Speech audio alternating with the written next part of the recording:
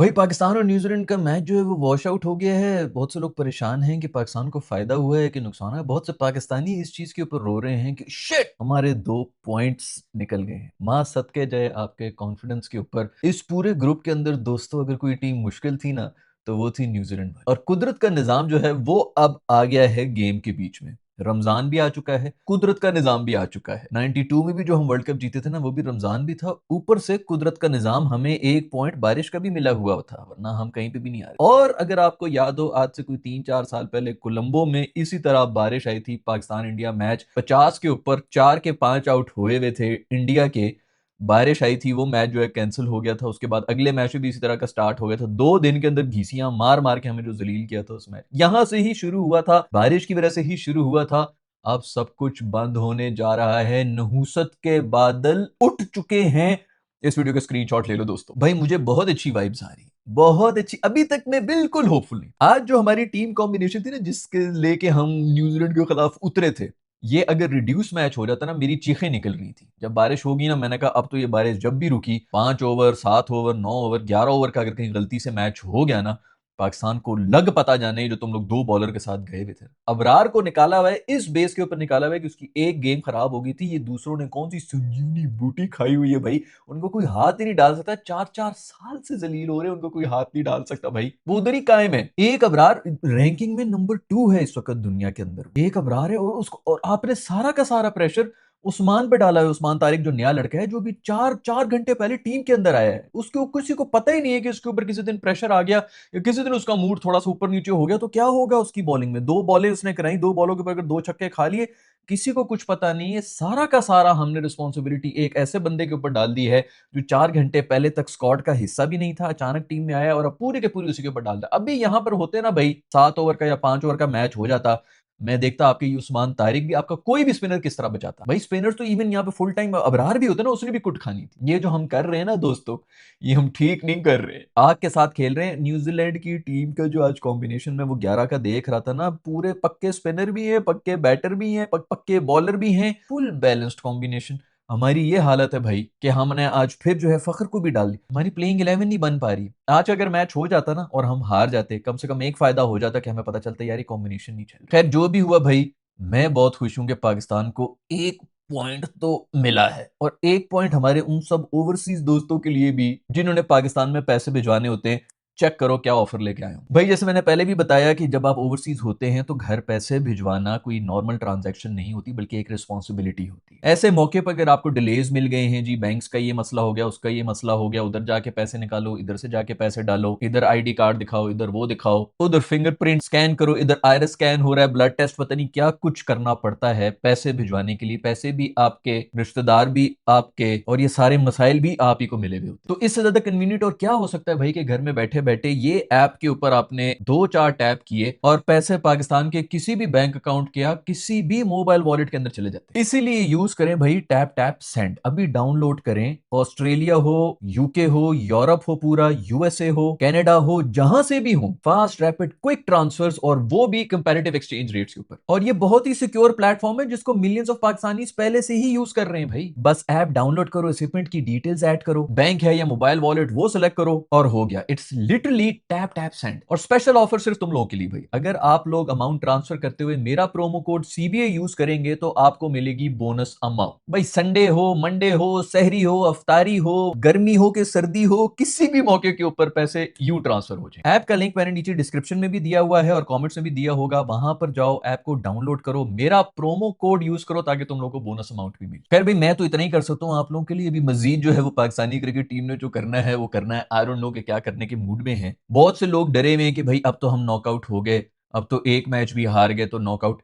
मेरा ख्याल में इतनी कोई सीन नहीं है। वैसे तो देखो, अगर हम दोनों जीत गए तो फिर तो हम आराम से आगे चले ही जाएंगे, क्योंकि हम 5 पॉइंट्स पे आए होंगे। बाकी जितनी भी टीमें हैं वो मर मरा के, बहुत भी हो तो कहीं 6 के ऊपर जा सकेगी, लेकिन एक टीम भी अगर 6 के ऊपर चलेगी तो बाकी 2 टीमें जो है नीचे होंगी। तो इसलिए 2 जीत गए तो फिर तो हम आराम से चले गए। अगर 2 में से एक मैच जीत गए तो फिर तो कंफर्म बात आ जाएगी नेट रन रेट के ऊपर। नेट रन रेट पे हमारा भाई शुरू से ही बड़ा ही बुरा एक्सपीरियंस रहा है, हम कर नहीं सकते। लेकिन उसमें फायदा पता क्या है, जो आखिरी मैच होगा इस सुपर 8 का वो पाकिस्तान खेल रहा होगा, यानी पाकिस्तान को पता होगा कि अगर हमने जीतना है तो कितने मार्जिन से जीतना है, और अगर हारना है तो कितने मार्जिन से नहीं हारना।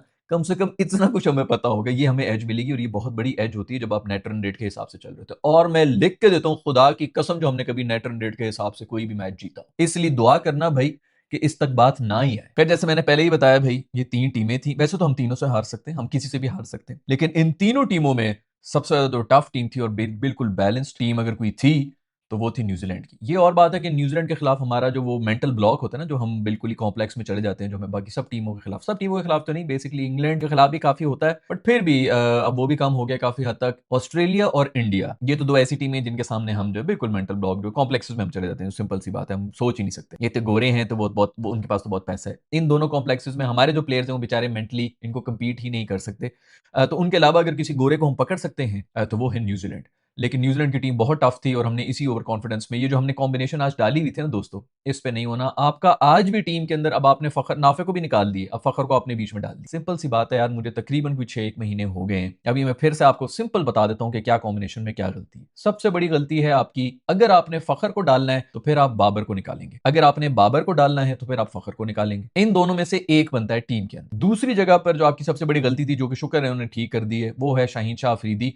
वो आपको 10 मैचेस में तो शायद 2 जिता दे, कोई इसमें शक नहीं है, लेकिन अब यार T20I के अंदर आपके पहले 2 ओवर्स के अंदर और आखिरी 2 ओवर्स के अंदर मैच पूरा का पूरा पलट जाता है, मोमेंटम सारा शिफ्ट हो जाता है, तो आप अब उसको अफोर्ड नहीं कर सकते। बहुत माजरत के साथ उसको T20I का मेडल दे दें, ओडीआई का कप्तान आपने बना दिया, टेस्ट टीम का भी उसको कप्तान बना दें, वो मासूम अब नहीं कर सकता। अब वो T20I के अंदर पेस हो तो आप बच सकते हैं, वरना आपने टोटल दिमाग यूज करना है, वो मासूम नहीं कर सकता, उसकी लिमिटेशन है, तो उसकी T20I के अंदर जगह नहीं बनती। हालांकि अभी PSL में आएगा, आप देखना कैसे छलांगे मार रहा होगा, विकेटें तोड़ रहा होगा, लोग पागल हो जाएंगे, उसको वापस टीम के अंदर रखो, ये वो सब करो। आपको अब थिंकिंग बॉलर चाहिए, जैसे कि अब्बास आफरीदी है, सलमान है, कुट्टे सबने खानी है, इसमें कोई शक नहीं है, लेकिन वो 10 में से 2 जिताएगा, ये लोग 10 में से 7 में कुट नहीं खाएंगे। ये बहुत बड़ा पॉइंट है जो आपके सलमान मिर्जा जैसे जो बॉलर्स हैं ना, ये 7 में आपको ऐसा होगा कि ठीक है, अगर जिताए नहीं है तो कुट भी नहीं खाई, मोमेंटम भी जाने नहीं दिया। शाहीन अफरीदी 2 शायद जिता दे, लेकिन जो 8 होंगे ना पीछे, उसके अंदर वो टोटली मैच हरवा देगा आपको, मोमेंटम अगलों को दे देगा।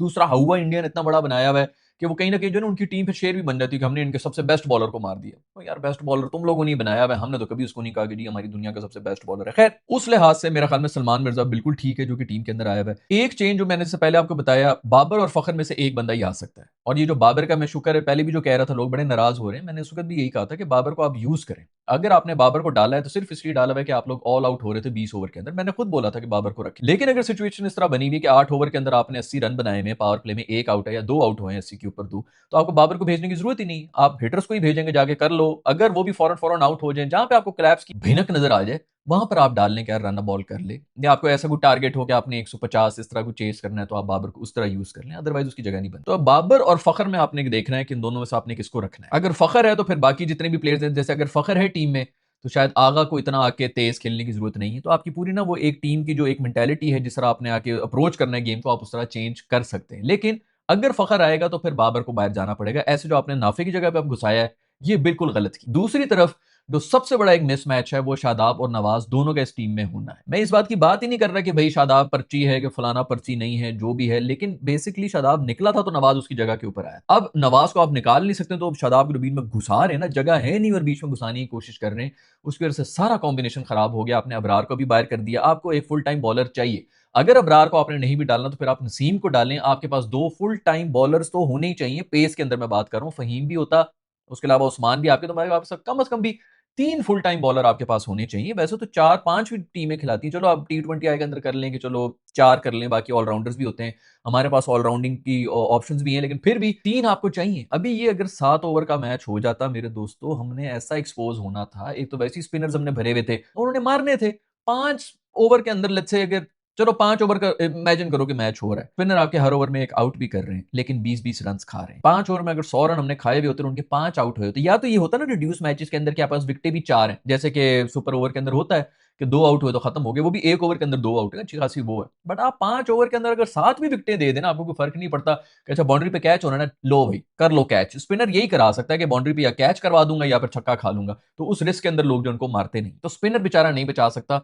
5 ओवर अगर आज हो जाते, मैं लिटरली मैं कांपना शुरू हुआ था कि यार अब तो हम नहीं बचते अगर 5 ओवर हो गए। और हमारे हिटर नहीं है, जो मर्जी कर ले, 1-2 मार भी लेते हैं, हमारे जो है प्रॉपर एजेस। होता ये है कि जब हम हिटिंग करने पे आते हैं ना, तो हम हो जाते हैं पागल, हम कहते हैं आज इस बॉल को ऐसा मैं मारूंगा, इसके परदादे भी जो है ना कांप उठेंगे, जिसने बॉल इजाद की वो कब्र में तड़प उठेगा कि भाई ये किसने मारा है, यहां तक जुम्बिश आई है इतनी जोर से हम मारने की। हमें जब लाइसेंस मिल जाए ना कि जाके छक्का मार, तो हम पागल हो जाते हैं। हमें अब वो समझ ही नहीं आ रही कि बैट स्पीड क्या होता है, मोमेंटम क्या होता है, स्विंग स्पीड क्या होती है, एनर्जी ट्रांसफर किस तरह होती है। हाथ को आप रोकेंगे तो सारी एनर्जी जो है वो बल्ले के कोने तक जाएगी, और वो फिर जब बॉल पे लगती है तो वो ज्यादा दूर जाएगी। ये सिंपल सिंपल रूल्स हैं जो आई डोंट नो कौन सिखाएगा यार। उनको बस यही बताया जा रहा है कि तू भाई चिकन खा, तू 11 अंडे खाएगा तो तेरे में इतना जोर आ जाएगा। जोर की बेस के ऊपर हम छक्का मारते हैं, और अब वो क्रिकेट नहीं हो रही। हार्दिक पांड्या को आप देख लें, कोई फिजिक नहीं है, कोई कुछ नहीं है, सिंगल पसली पतली है वो, और उसके आप छक्के देखा करें। वो इसीलिए मारता है क्योंकि उनको ये सब कुछ पता चल गया है कि बैट स्पीड क्या होती है, मोमेंटम क्या होता है, एनर्जी ट्रांसफर किस तरह होती है बल्ले के एंड तक। मैं क्रिकेटर नहीं हूं, मैं आप लोगों को ये बता रहा हूं भाई। इवन बॉलिंग में भी यही चल रहा होता है कि आर्म स्पीड नहीं होती, उसको रोकना कहां पर है और कैसे ट्रांसफर करनी है। वो जो एक चमक आती है ना, वो किस तरह आनी है भाई,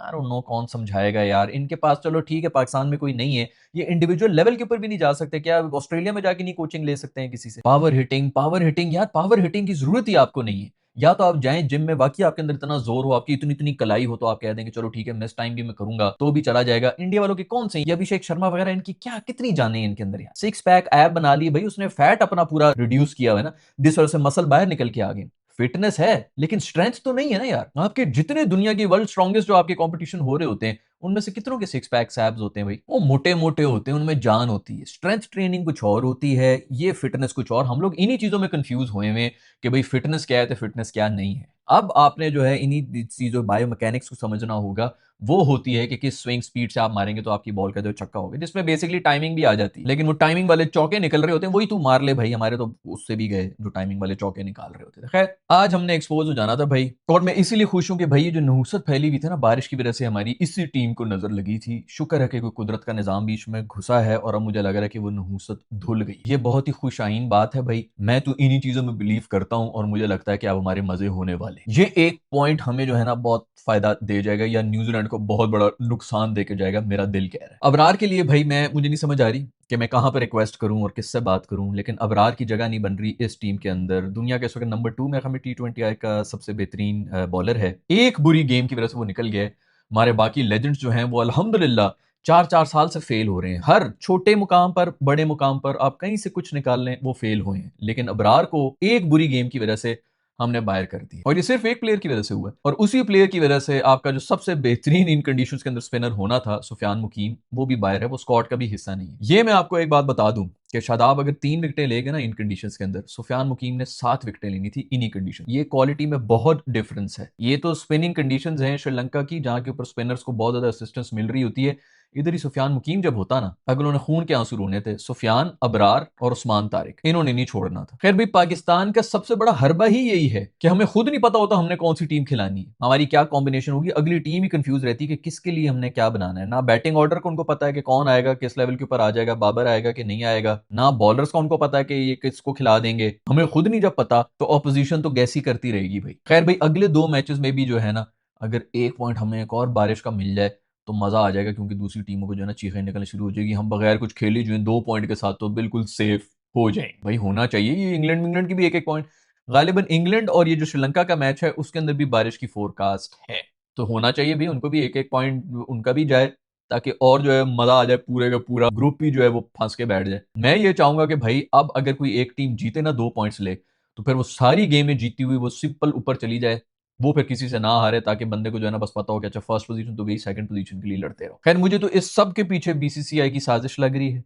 ये इन्होंने यही किया जानबूझ के, इतना जबरदस्त भाई उधर वो इंतजाम है इनका, 2 मिनट के अंदर ये सारा पानी चूस के बाहर निकाल देते हैं श्रीलंकन। आज कैसे सब कुछ फेल हो गया? ये तो बारिश हो रही होती है, नीचे कतरा आने से पहले ही चूस लेते हैं। बीसीसीआई जे शॉ इसके पीछे भी है भाई। भाई तालियां उन लोगों के लिए होनी चाहिए जो इस बात पर बहुत दुखी हैं कि पाकिस्तान का बड़ा नुकसान हो गया और पाकिस्तान को पॉइंट्स। मैं मां सदके जाए आपके ओवर कॉन्फिडेंस के ऊपर दोस्तों। ये जो टीम है ना, बाबर आजम की तस्वीरें आ रही थी भाई, वो जबरदस्त किस्म के जो है वो चाय पानी मिठाइयां जो है खा रहा है, बारिश एंजॉय कर रहा है। उसको पता था कि अगर 5 ओवर की गेम होगी ना तो बस मेरी तो कोई जरूरत ही नहीं है। उस मासूम को तो 14 ओवर के बाद भेजने की बात कर रहे हैं कि हम नहीं भेजेंगे।